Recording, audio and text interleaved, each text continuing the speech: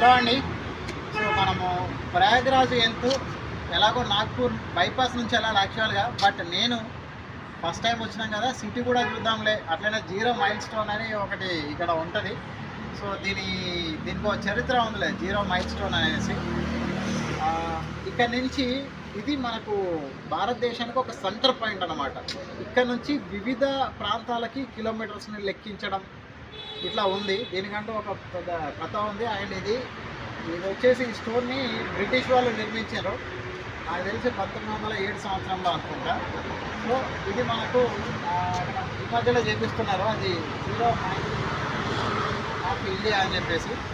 So ఇక్కడికి రావడం, 0 mile వరకు నేను రావడం అంటే ఆల్మోస్ట్ ఇప్పుడు నేను ఇండియాకి సెంటర్ పాయింట్లో ఉన్నాను.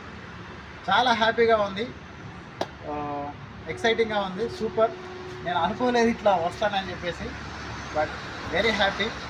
కాకపోతే ఇది కొద్దిగా నైట్ టైం, మధ్యాహ్నం ఇప్పుడు నైట్ అంతా 12-1 గంట అవుతుంది ఈ టైంలో వచ్చిన.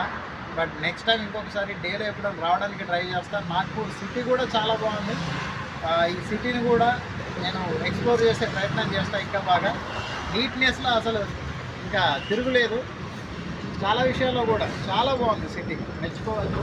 బట్ ఈ స్పెషల్ ఇక్కడికి రావడం మాత్రం నాకైతే నా లైఫ్ ఒక అచీవ్మెంటే అని చెప్పుకుంటా. ఇది ఒకసారి సరిగ్గా చూపించు, దీన్ని కింద నుంచి బ్రిటిష్ వాళ్ళు నిర్మించింది. ఇది మీరు గూగుల్లో సెర్చ్ చేస్తే కూడా దీనికి సంబంధించి చరిత్ర వస్తుంది. ఇది 0 అని ఉంది కదా, 0 మైల్ స్టోన్. ఇక్కడ నుంచి మన హైదరాబాద్ ఇటు సైడ్ రా, ఇక్కడ నుంచి మన హైదరాబాద్ వచ్చేసి 485 ఉంది. ఇది కన్యాకుమారి 1600 కిలోమీటర్లు అని చూపిస్తుంది.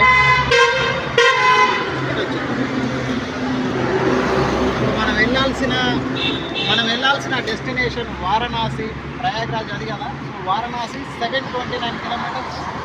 అట్లనే జబల్పూర్ వచ్చేసి 273 కిలోమీటర్స్ ఉంది ఇక్కడ నుంచి. సో అది సంగతి. ఇది ఇక్కడ ఇది చూపి, రిస్టోరింగ్ 0 మైల్ స్టోన్.